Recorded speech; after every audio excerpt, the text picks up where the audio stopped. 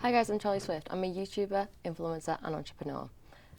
But most importantly, I'm human.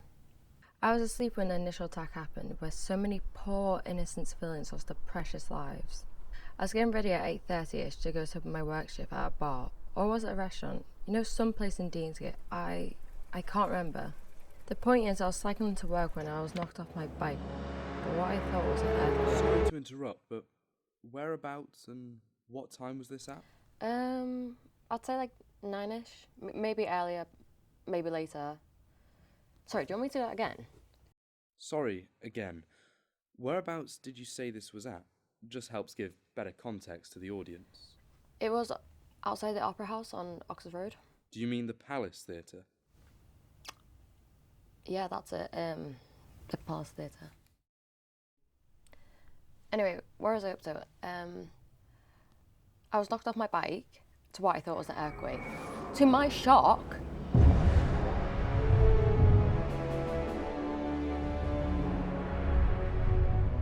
the video went viral. I was front page news for a while. News outlets would call me the Lizard Wizard. People kept wanting to hear more about what happened, so I decided to make a channel where I talk more in depth about my experience. Is there anything else you'd like to add before we wrap up? No. Sorry, am I meant to start? My name is Kate Mitchell-Myers, and I'm the author of K-Day, Reflection Through Destruction, as well as a survivor of the K-Day attacks. This is my story. I had been drinking, quite a lot. I had lost my job earlier in the day and went straight to the nearest bar. I drank until the bar staff wouldn't let me anymore, so I walked back to my car. You were going to drink and drive? Regrettably, yes. I had been struggling with alcoholism before the attack, and after what happened, it gave me a new outlook on life, and I've been completely sober ever since. Back to the story. I stumbled back to my car when some dick came steaming past me and knocked me to the ground. Looking back, I now know why he was running. I picked myself up and headed into the car park. As I was climbing the stairs, I felt a strong tremor, which I chalked up to being drunken dizziness. Eventually, I get to the top floor where I parked my car. I took a moment to look upon the city when I dropped my car keys. I go to pick them up, and as I rise, I'm faced with this giant eye staring back at me.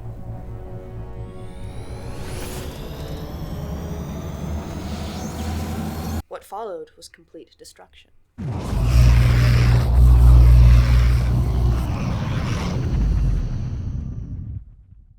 How exactly did you survive? That car park was nearly completely destroyed, especially the top where you said you were stood. I ran. I ran for my life. I mean, I think the adrenaline just took over. Flight or flight, Yeah. You can hear more about my escape in my book. If you want to count me in, I'll do it. 1, 2, 3. I'm the current mayor of Greater Manchester, and I am campaigning for the leadership position of the Conservative Party. You weren't always as decorated a politician, were you? I assume you're referring to K-Day. When the attack happened, I was but a measly advisor to the late Damien Wade. We were at a conference at the Midland Hotel, which then developed into a party. As people started to leave, there was a rumbling that rattled the building. This rattling soon became shaking, and shortly after, the ceiling collapsed, trapping a group of us stragglers in the conference room. I had to find us a way out of the room. I managed to hold up the fallen beam, allowing for someone to escape. I didn't quite catch who, though. I managed my own escape shortly after, pushing the beam out of the way at the exit. I took this experience to help support families of the victims with the foundation I founded. I stood as a figure of solidarity and showed that even a measly advisor can work their way up to the top, going from the little guy to the potential Prime Minister of the UK. Is that everything, then? Why are you not answering me? Well, the story isn't true, is it? Excuse me. You're not the lizard wizard, are you? Well, I am.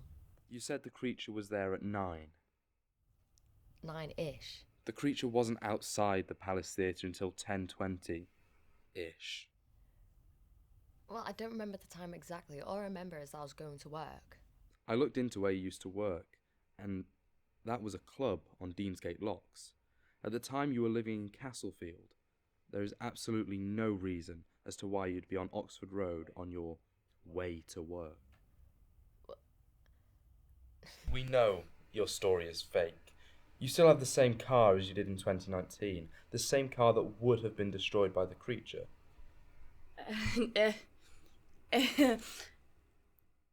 Your story, it isn't true.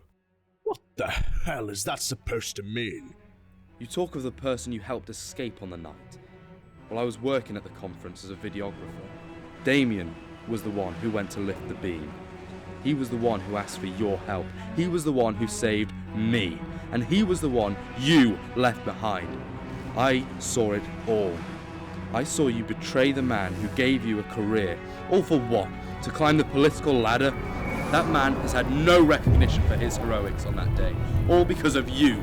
Fueled by greed and selfishness. What the fuck? How dare you attempt to slander me in such a manner? You'll be hearing from My lawyers? Oh, this is actually ridiculous. You are an embarrassment to journalism and everything it stands for. You're right.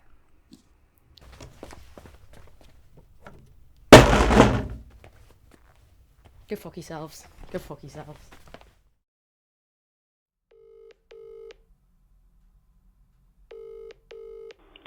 How can I help you? Hello?